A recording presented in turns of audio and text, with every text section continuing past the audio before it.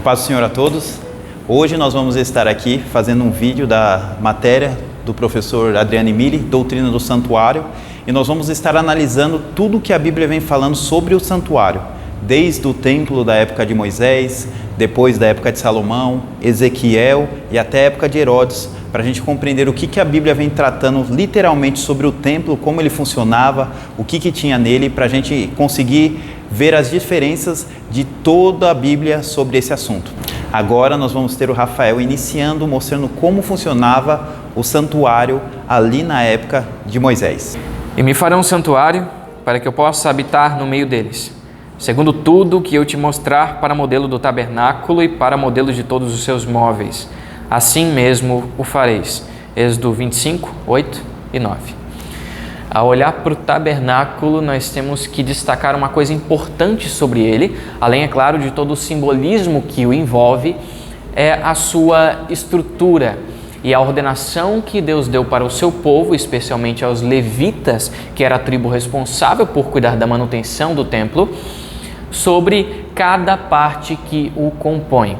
Esse lugar tão especial era chamado entre eles de Mishkan, ou a morada, o lugar de habitação. É curioso que quando a gente olha para toda essa estrutura e a maneira como ele era colocado, nós temos para lá então o leste, para cá o oeste, o sul e o norte. Para o lado de lá, três tribos, três para cá e mais três para cá. Literalmente, o santuário ficava no meio de um grande acampamento do povo hebreu. Outro fato interessante, nós sabemos a respeito do comprimento e da largura. O comprimento era de 100 côvados, o equivalente a mais ou menos 45 metros de comprimento, e a largura era exatamente a metade, ou seja, 50 côvados, em torno de 22 metros, ok? Nós tínhamos aqui então essas colunas, essas hastes aqui, elas eram um total de 20 colunas para cá, 20 para cá e 10 para lá. É importante a gente destacar aqui que todo o material usado para a construção do tabernáculo, do santuário, ele era de madeira de acácia e revestido com alguns materiais mais importantes, ok? Então 20 hastes, 20 colunas de madeira de acácio revestidas em bronze, mas de acordo com o texto bíblico, as suas hastes e os seus ganchos em cima revestidos em prata. Nós tínhamos aqui então um tipo de tecido de linho fino em branco que revestia todo o pátio ou o átrio do nosso templo especial. O tabernáculo, a sua entrada voltada para o leste, ele tinha 4 hastes especiais que eram especialmente para a sua entrada. A entrada aqui ela tinha um tecido especial de linho fino, com carmesim, com púrpura, algumas partes em branco. E quando a gente entra para dentro, a gente tem aqui então o nosso átrio, ou o pátio do templo, como eles chamavam, o Hatzer, ok? E dentro do pátio do templo, nós tínhamos já aqui de início 2 peças especiais. O altar de holocausto, ou Mizbeach, como era chamado. E esse altar do holocausto ele era feito, obviamente, de madeira de acácia e revestido em bronze. Então, o animal, o cordeiro especialmente, era colocado aqui, ele era colocado fogo e todas as suas cinzas caíam para baixo do altar. Ele era feito com essas hastes especiais aqui nas pontas, justamente para ser carregado esse altar, uma vez que a gente tem que levar em conta que o santuário, o tabernáculo, ele era um templo móvel. Então, a maior parte das peças do santuário eram feitas de modo que pudessem ser desmontadas depois e carregadas, ok? Um fato curioso sobre o altar do holocausto foi uma vez quando um personagem bíblico com o nome de Adonias, ele chegou nesse lugar e ele colocou as suas mãos sobre essas pontas ou chifres do altar em protesto, pedindo misericórdia ao rei Salomão para que não o matasse. De certa forma, é como se ele se colocasse no lugar daquele animal, dizendo: por favor, rei Salomão, não me mate, porque eu sou inocente, tal como o animal que é morto aqui. Ok? Esse altar, ele tinha um total de 2,25 metros de largura e 2,25 metros de comprimento, um quadrado perfeito com 1,35 metro de altura. Nós temos também dentro do pátio, dentro do átrio do templo, o quior, ou a bacia usada para os momentos de lavagem. Aqui o sacerdote, o sumo sacerdote, ele lavava as suas mãos e seus pés para agir dentro do santuário. Nós não temos as dimensões da bacia, uma vez que a Bíblia não nos revela, mas ela nos diz ser de madeira de acácia e revestida de bronze. Ao sair do pátio e ir para a parte central do tabernáculo, ou ele em si, nós temos algo importante a ser falado sobre ele. Ele era também feito de madeira de acácia, com outros revestimentos, que eu vou mostrar logo em seguida, mas ele era coberto por algumas peles, no total 3 peles e um tecido especial. Na primeira camada, um tecido semelhante a esse, de carmesim, de púrpura e por aí vai. Na segunda camada, nós tínhamos então uma pele de carneiro. Em seguida, outra pele tingida em vermelho e, por último, uma pele, de acordo com algumas versões, pele de texugo. Outras versões ainda dizem algum tipo de couro ou peles finas. Faz sentido essa palavra ser usada ali como pele de texugo, uma vez que o texugo é um animal originário da África. E a gente acredita, de acordo com o texto bíblico, que os materiais mais importantes e mais especiais do santuário foram trazidos pelo povo lá do Egito, ou seja, da África. Então faz sentido que a última pele seja de pele de texugo. Ao falar agora especialmente a parte central do tabernáculo, ela tinha, em questão de comprimento, 13,5 metros. E aqui a largura, a metade disso, 6,75, levando em conta também as medidas do nosso átrio, uma vez que a largura do átrio é exatamente a metade do seu comprimento, ok? Aqui vinham então na sua frente 5 colunas especiais que destacavam lá na frente com uma cortina que cobria o lugar santo, Kadosh, o lugar Kadosh. E essa cortina também é uma cortina especial, de linhos finos, de púrpura, de carmesim, algumas partes em branco e tudo mais. Diferente da parte externa, no quesito do átrio, nós tínhamos aqui então um total de 20 colunas, ainda semelhante à parte do átrio, 20 colunas por 10 colunas. Essas colunas eram de madeira de acácia e elas eram revestidas em bronze, mas elas eram revestidas em bronze com a base em prata. Nas hastes de fora, da parte externa, era justamente o inverso. Nós tínhamos então uma madeira de acácia revestida de bronze, com as partes de cima revestida em prata. Nós temos então aqui o lugar santo, o Kadosh, e dentro do lugar santo nós temos algumas peças especiais aqui que devem ser destacadas, especialmente aqui nós temos então aqui o candelabro, ou a menorá, como era chamada, e essa menorá ela tinha 7 pontas com 7 lâmpadas em cada ponta. Nós não sabemos as medidas da menorá, uma vez que a Bíblia não nos revela, e aqui, diferente da parte do pátio, apesar de tudo ser feito de madeira de acácia, as coisas, os utensílios de dentro do lugar santo e santíssimo, eles eram revestidos de ouro, ok? A gente vai então aqui para a parte do altar de incenso, e o altar de incenso, as medidas dele eram de 45 centímetros por 45 centímetros, ou seja, um côvado, um quadrado perfeito. Ele tinha 90 centímetros de altura, também revestido em ouro. Aqui o incenso subia para que se tornasse um ambiente com um cheiro agradável aqui dentro. Ele também tinha aquelas pontas especiais, assim como eu mostrei lá no altar lá de fora, justamente para que ele pudesse ser carregado. A gente também tem aqui a mesa, e nessa mesa eram colocados 12 pães asmos que representavam os pães sem fermento, que representavam as 12 tribos de Israel. As suas medidas eram de 90 centímetros por 45 e 67 de altura, também com aquelas hastes importantes para ser carregado. Esse é o nosso lugar Kadosh. A gente sai do Kadosh e a gente vai para o Kadosh, Kadoshim, lugar santo dos santos, que era dividido também por uma cortina especial, semelhante àquelas outras da entrada do átrio do templo e da entrada do tabernáculo. A diferença dessa cortina é que, bordado em ouro nela, nós tínhamos a representação de querubins. Dentro do lugar santo nós tínhamos então o Aron, ou a Arca da Aliança, que era uma das partes mais importantes, também com suas hastes e revestida em ouro para que pudesse ser carregada, e ninguém podia tocar nela senão morreria no mesmo momento. Aqui nós temos então no propiciatório, ou na tampa da arca, 2 querubins que se olhavam, ficavam um de frente para o outro, olhando para baixo, para a tampa dela, e com as suas asas quase que se tocando. Dentro então da nossa arca, a Arca da Aliança, ficavam ali os pães asmos, ficava o cajado de Arão e as 2 tábuas da lei. As medidas da arca eram de 1,12 m por 67 centímetros e a sua altura também de 67 centímetros. O lugar santo, ele fazia parte de 1/3 de toda essa região aqui. Essa seria, de uma maneira mais geral, a estrutura do tabernáculo do deserto, ok? E você vai ficar agora com a parte da estrutura do Templo de Salomão com o nosso amigo Glauco. Olá, eu sou o Glauco e agora eu vou falar sobre o Templo de Salomão. Aqui está a construção do Templo de Salomão, em vídeo. Nós temos o pátio do templo. Aqui está o altar de sacrifício, né? Ele tinha mais ou menos 4,5 metros de altura.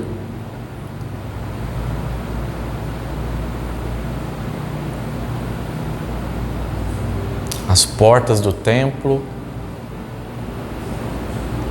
A bacia onde os sacerdotes se lavavam, né? O tanque de metal fundido.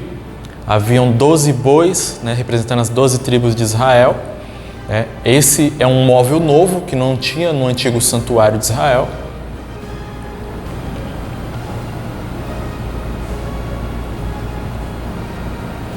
Aqui era usado 10 carrinhos de bronze para transportar as pias de bronze. E 2 colunas, né, chamadas Jaquim e Boaz, que também é um móvel novo. Está lá em 1 Reis 7. As portas, né, talhadas ali com palmeiras e querubins. Adentrando nos santos, no local santo, nós temos 10 candelabros de ouro agora ao invés de 1. Tudo folhado a ouro. Um altar de incenso, os desenhos das palmeiras, os querubins, aí a menorá. Aqui nós temos a mesa de pães, né? Isso não mudou, com os 12 pães. O altar do incenso.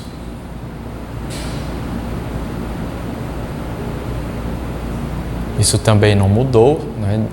De acordo com o antigo.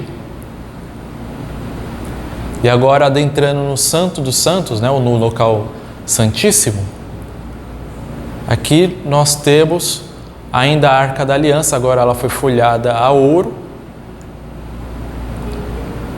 Na tampa do propiciatório, ali era manifestada a glória de Deus, a Shekinah. E nós temos agora os querubins cobrindo a arca, né?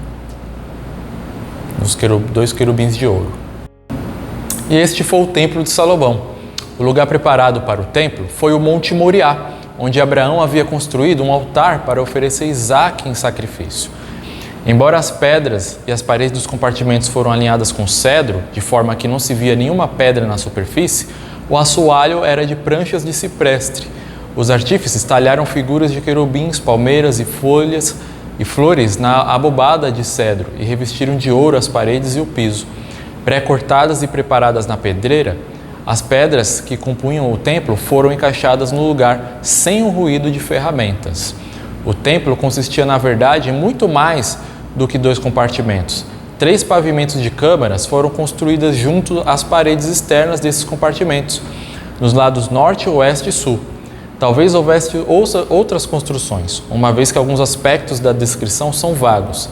Seja como for, todo o complexo ocupou força e o tempo de milhares de trabalhadores nas florestas, nas pedreiras e no lugar da edificação. Demorou 7 anos para completar o templo. Embora ele não tenha durado tanto tempo quanto o tabernáculo portátil, em 586 a.C., essa nobre estrutura foi destruída por Nabucodonosor, quando os babilônios conquistaram a nação judaica. O Templo de Salomão durou aproximadamente 374 anos. Agora nós veremos o templo que Ezequiel descreveu em seu livro.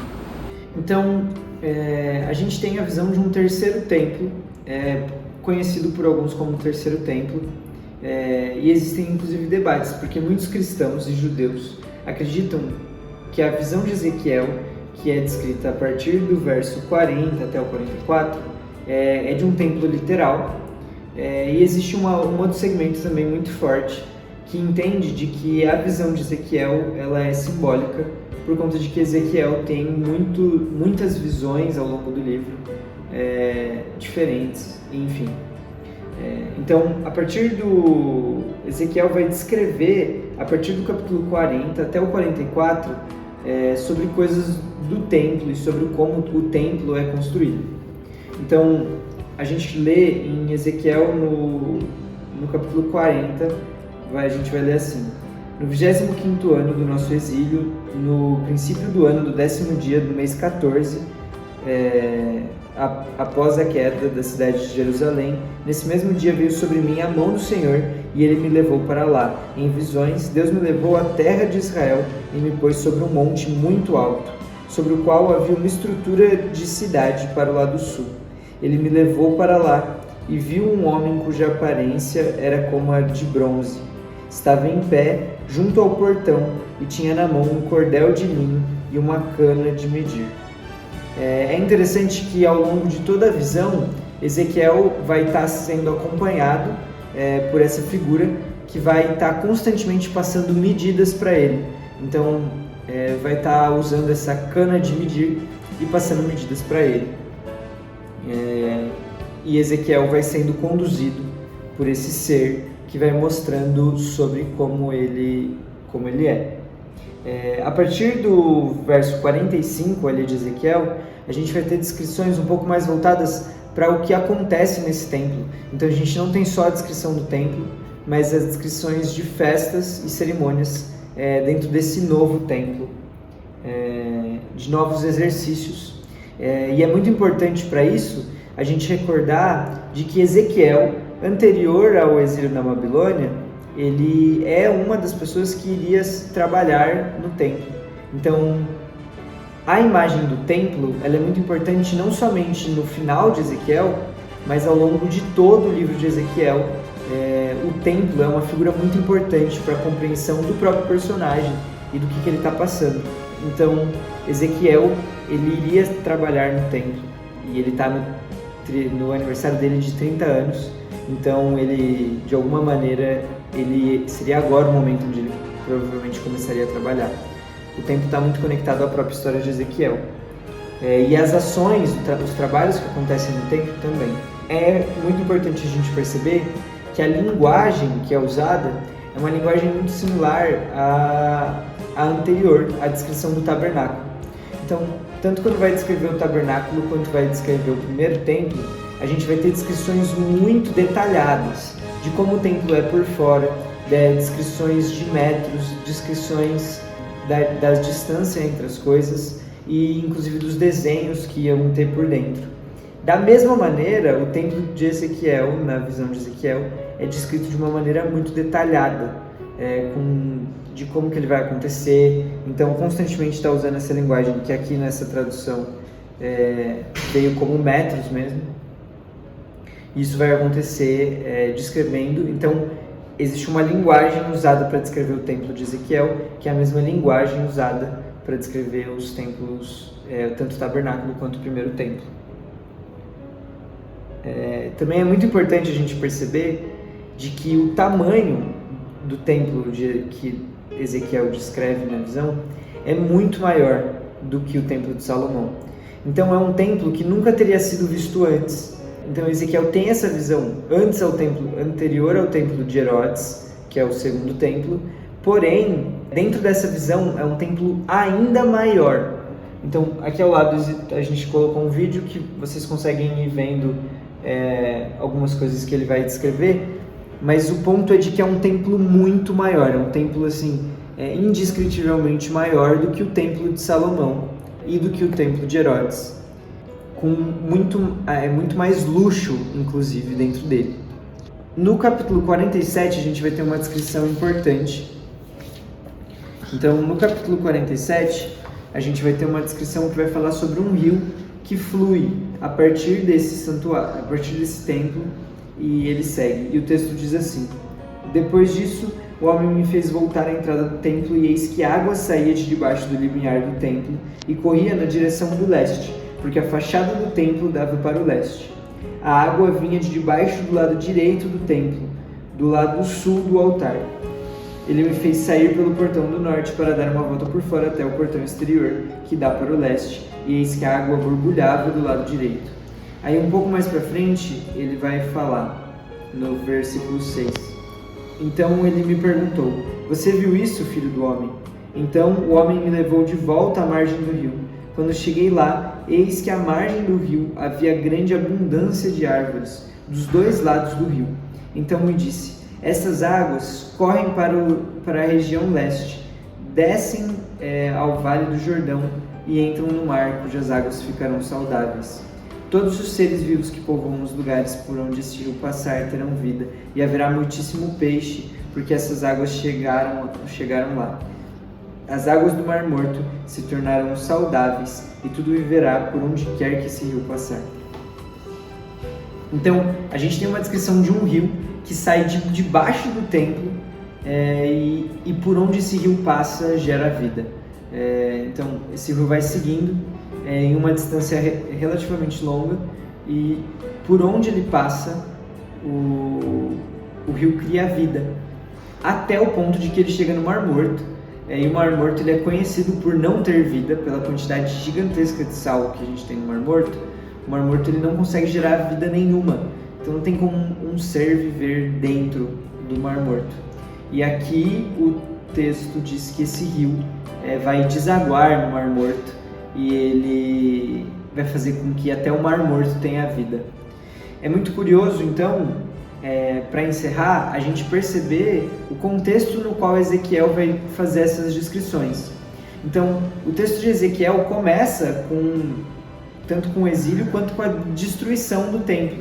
E Ezequiel avisando que o templo vai ser completamente destruído, porque o povo de Israel foi extremamente rebelde. E avisando que então ele descreve que o povo está longe de Deus e de que o templo, a presença de Deus está se retirando dele.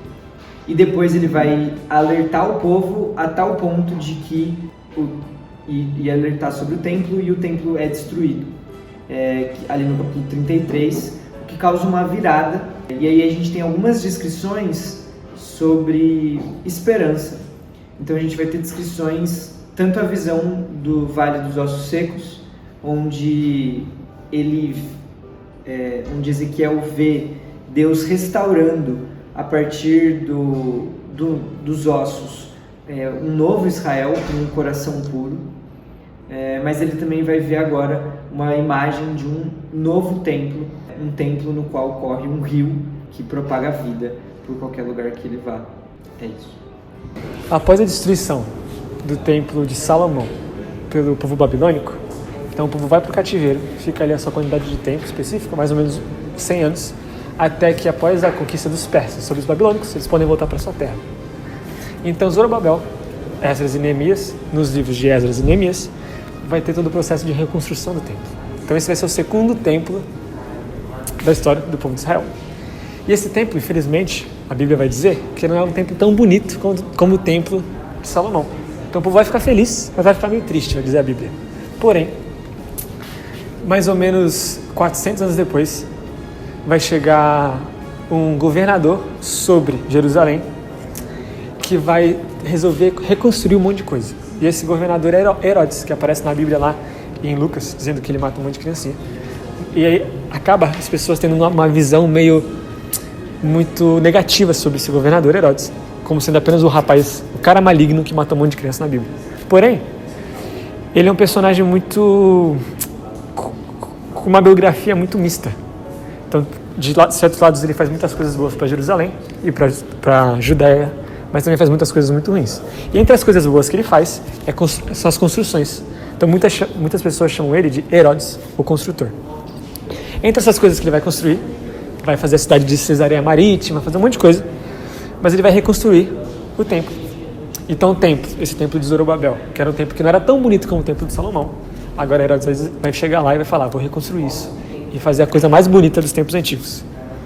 Porém, o pessoal ali de Jerusalém, diz os textos, né? José vai ser a pessoa que mais vai falar sobre isso. Vai dizer que o povo de Jerusalém ficou meio com medo. Falar, pô, mano, esse cara aí, que ele é meio mal, assim, tal, vai reconstruir o templo. E se ele destruir tudo e depois não reconstruir? Então Herodes No processo de reconstrução ele falou, beleza, eu não vou começar a construir até que eu juntar todo o material necessário para poder assim destruir e reconstruir o templo.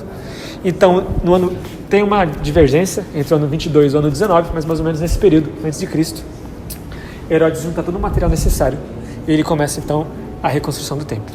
Então aqui ó, a gente tem essa maquete do museu, essa maquete que é de 63 depois de Cristo, então é muito posterior, então não existia esse muro de fora, por exemplo, mas o que importa pra gente é o templo. O templo de Zorobabel vai ser apenas esse templo aqui, então vai ser apenas essa área principal. Todo esse exterior vai ser feito por Herodes. Então, primeiramente, Herodes vai destruir tudo. E aí, esse templo em si, que já era de Zorobabel, que agora ele vai reconstruir com mármore branco e com ouro e tudo mais, ele vai fazer em apenas 18 meses. E também você fica a pergunta, né? Pô, mano, se ele reconstruiu tudo, por que não é o terceiro templo, mas continua sendo o segundo templo? Uma das interpretações é porque diz os textos, Joséfo, por exemplo, que nesse período de reconstrução, nenhum dia cessou de ter os sacrifícios da manhã e da noite. Então a construção é feita de um jeito tão natural, tão orgânico, por assim dizer, que o sacrifício não para. Então o templo continua funcionando, mesmo todo esse processo de reconstrução. Então aqui ficava o monte, né, Monte Moriá, e ele vai reconstruir então o templo em si em 18 meses. Porém o templo, ele, como não é um sacerdote, ele não pode construir onde é o Santo e o Santíssimo, né? Então ele vai treinar os sacerdotes e os sacerdotes vão reconstruir essa área. Então você tem aqui o Santo e o Santíssimo que vai ser refeito, o pátio do sacerdote e os pátios dos judeus homens, né? E o pátio aqui das mulheres, que podem entrar judeus e homens. Porém, o que mais ele vai fazer? Ele vai reconstruir toda essa área, todo esse pátio gigante, que diz os testemunhos, né, os textos da época, que durou mais ou menos 8 anos. Mais. Então, 18 meses mais 8 anos para reconstruir todo esse pátio. E a construção completa, vai dizer o texto também que é só em 64 depois de Cristo. Então Herodes não vai ver o templo de Herodes refeito, reconstruído completamente, porque isso vai ser posterior a ele. E tem um texto que eu queria ler, que é um texto de Joséfo, que fala sobre a beleza do templo, que é muito interessante. Fala assim, ó: visto de longe, o monte do templo resplandecia. O ouro do santuário, entre aspas, Joséfo agora, refletia um clarão tão intenso que os que tentavam contemplá-lo tinham de desviar os olhos. À distância parecia uma montanha coberta de neve, pois todas as partes que não apresentavam revestimento dourado, de ouro, eram de um branco ofuscante. E os rabinos da época diziam, isso está em alguns textos rabínicos, quem não conheceu o templo de Herodes, nunca na vida viu um belo edifício. O templo, mais ou menos, todo esse pátio, né, ele tinha em torno de 143 mil metros quadrados, então era bem grande, cobria basicamente o monte inteiro, Moriá. E esse pátio aqui vai ser o pátio dos gentios, então. É o pátio onde todas as pessoas podiam entrar, a não ser as pessoas doentes, né, de lepra e tal, como diz o texto bíblico. Aqui em cima você tem o que é chamado de Stoa Basílica. E acreditam as pessoas que é onde se reuniu o Sinédrio e outras opções. E o interessante também sobre esse templo, que é importante mencionar, é que Herodes ele é um rei em Jerusalém, um rei cliente de Roma. Esse é o termo técnico, né? Ele é um rei cliente. E como rei cliente de Roma, uma das suas funções é trazer a romanização para Jerusalém. Então, na sua construção do templo, né, vai ter muita influência romana e também helenística, por causa do período da época. E tem alguns historiadores, por exemplo, Ehud Netzer, que fala muito sobre a construção de Salomão, de Herodes, e outros que vão dizer que entre as 3 influências, judaica, helenística ou romana, a mais presente no templo é a romana. E, por exemplo, aqui no Museu do MAB, lá na frente, na recepção, tem um piso, que é um piso que através de uma pesquisa, é um piso que representava o piso que estava no templo. E esse piso é feito no método opus sectile, que é um método romano. Acredita-se muito na possibilidade de uma equipe romana ter treinado alguns dos sacerdotes, por exemplo, que iam construir o templo em si, e outras pessoas que iam construir outras partes. E basicamente eu acredito que seja isso. E agora chegamos no final da nossa apresentação, espero que você tenha gostado e aprendido. Para colocar em prática tudo aquilo que você escutou aqui, vamos participar de uma atividade juntos, Você pode escanear o QR Code ou o link está aqui na descrição do vídeo. Você pode ir ali com perguntas e respostas, colocar em prática tudo aquilo que você vem aprendendo. Que Deus te abençoe, que esse vídeo possa ter agregado muito para você e até a próxima apresentação. Que Deus te abençoe.